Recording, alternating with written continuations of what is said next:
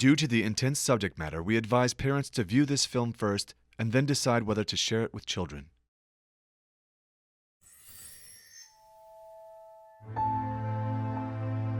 Police were looking for any evidence that can help solve the mystery of what happened to 31-year-old Michaela Deemer. To follow breaking developments on the Cleveland West Side. First, exclusive, all new at 6. Kristen Volk is here to share the emotional ride Michaela's family is now on. She was last seen near the Cleveland Metro Park Zoo. 31-year-old Michaela Deemer hasn't been seen since August 20th.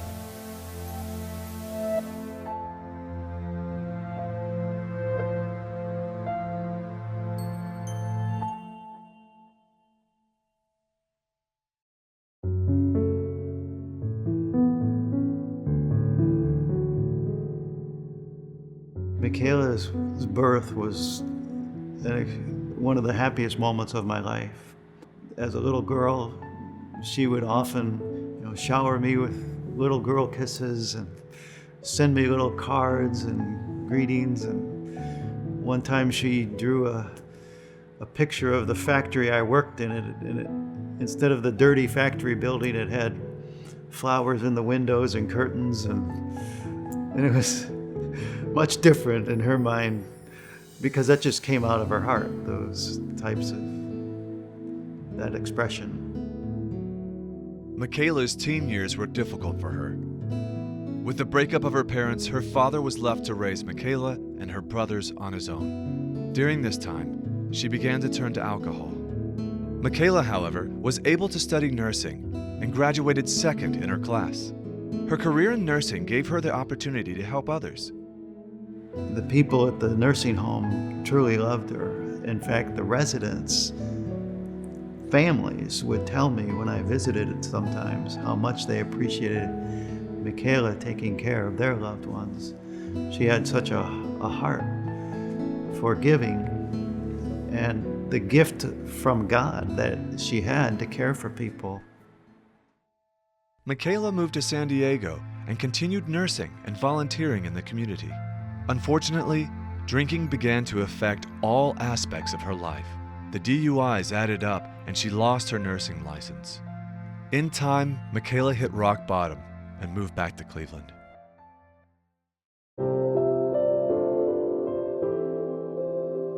She came back to the Cleveland area where we live, and I began to immediately get involved with her again to help her get on her feet. And she did not ask me to come here because she probably knew I would say, you need to fix your life. You need to fix yourself. You cannot stay here and go out and party and then come home. You can't do that. So she went to a homeless shelter. And that was very difficult for me.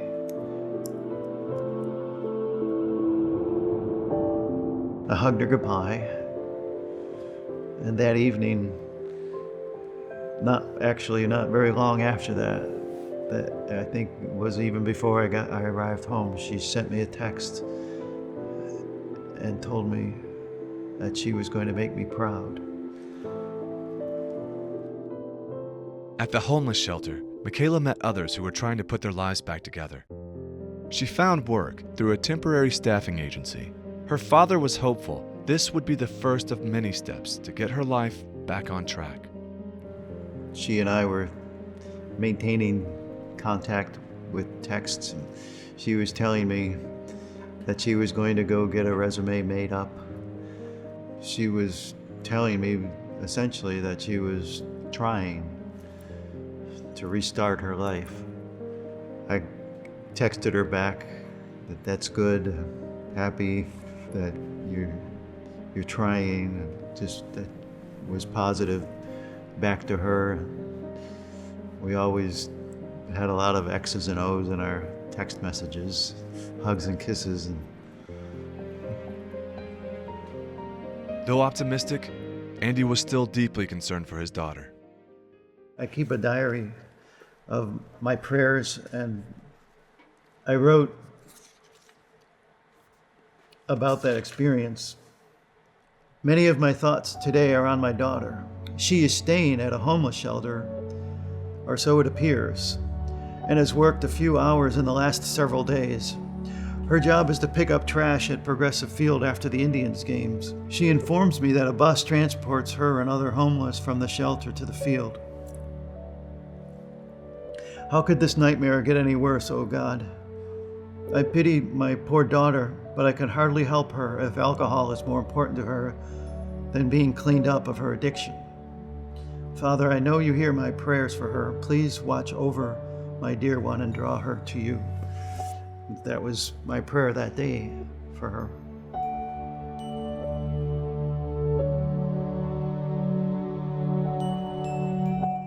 And all of a sudden, nothing. No word from her, nothing.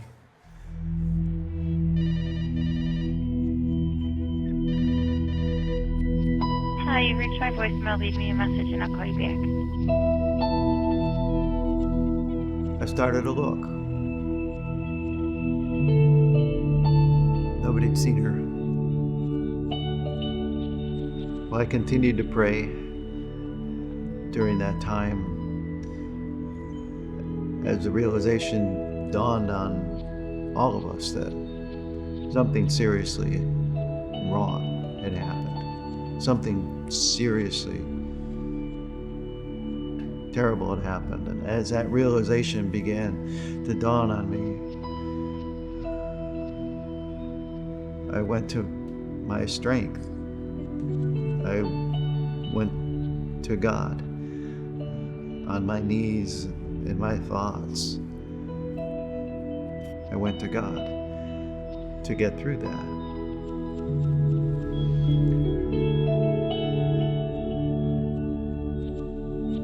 And the morning that she went missing, I wrote in my diary these words. This morning, my thoughts go again to where they have often gone of late. I'm thinking of my daughter. I do not know where she is at the moment, but I pray, O Lord, that you are watching over her. Please reach her heart today so that she may turn to you and live. After 4 long days of silence, Andy reported his daughter missing to the police. He called her friends, drove the streets, and continued searching for his daughter. After 2 weeks, Michaela's cousin spotted her car, but Michaela wasn't driving it. Her cousin followed the car to the gas station. The driver filled up the car, went in, paid, and then drove off. Finally, a break. The surveillance camera from the gas station could help police identify the man driving Michaela's car. Police viewed the videotapes. After another week and a half, they came up empty. No man, no car. Andy was a determined father. He went to the gas station and asked to review the tapes himself. While reviewing the tapes, they noticed something that explained why the police couldn't find anything. The timestamp on the video was an hour off. Andy immediately searched the tape, accounting for the lost hour. And there he was. The car, the man, right there on camera. I didn't know what to think. I did not know why this man on that video was driving my daughter's car. And I asked the police to come immediately to the gas station. They did, along with an FBI agent who was now also assigned to the case. Police were able to identify the man as Michaela's supervisor at the staffing agency. And I think I was holding it together fairly well at that point. But on the drive home, the weight of this experience overwhelmed me. And I just began to cry out to God, literally in my car that I'm driving, telling God that it has to end. We have to know what happened. God answered that prayer, and things began to progress quickly. Police staked out the business where the man worked and waited for him to arrive. And at about 3:30 a.m. that morning, I received a knock at my door. It was the FBI agent and a Cleveland homicide detective said, "We found a body which we believe to be your daughter." Police discovered that on the night of August 20th, Michaela's supervisor, Ronald Hillman, had taken her to an abandoned house near his home. It was there a struggle took place. Michaela was raped, beaten, and murdered. Her body was left for several days until Hillman, fearing discovery, dumped her near train tracks not far from his home.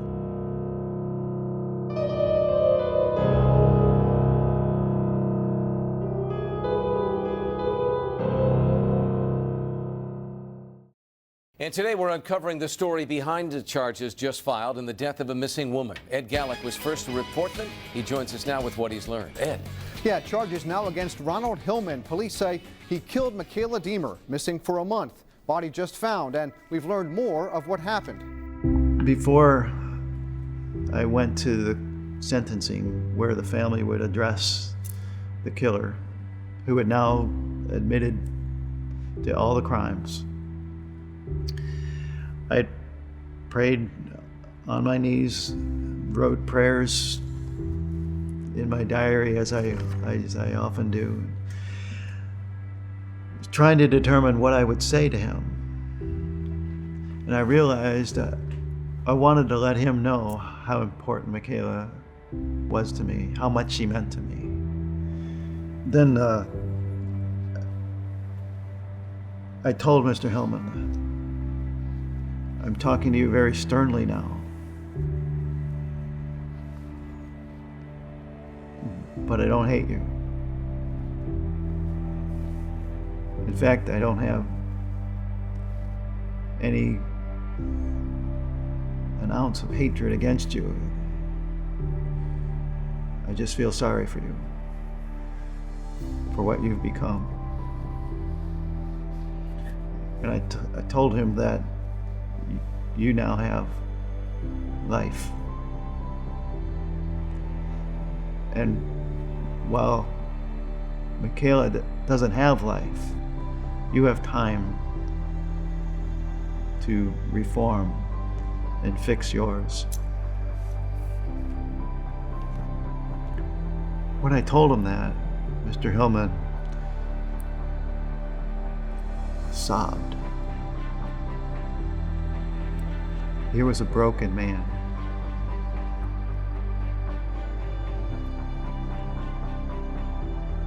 Completely broken. He stood up and he said, "At first I wasn't going to say anything, but I think that would be unfair to both myself and everyone here.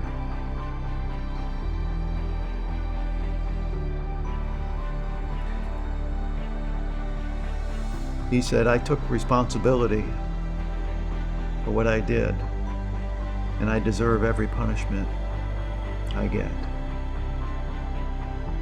And the only thing I have left to say is may Michaela rest in peace."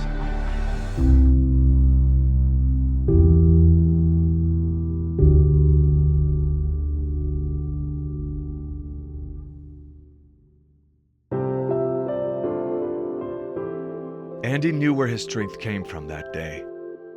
He gives all credit to God for getting him through the hearing. I didn't harbor any resentment.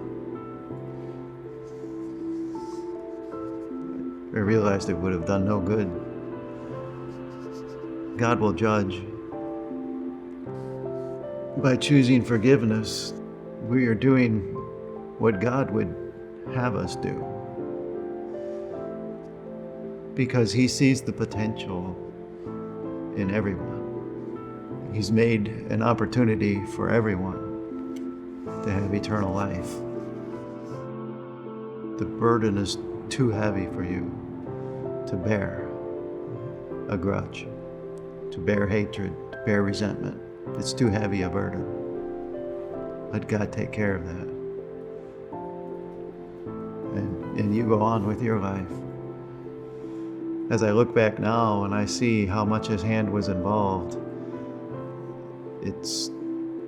It's incredible to see how close God is to us. Even in our darkest hours, how close He is.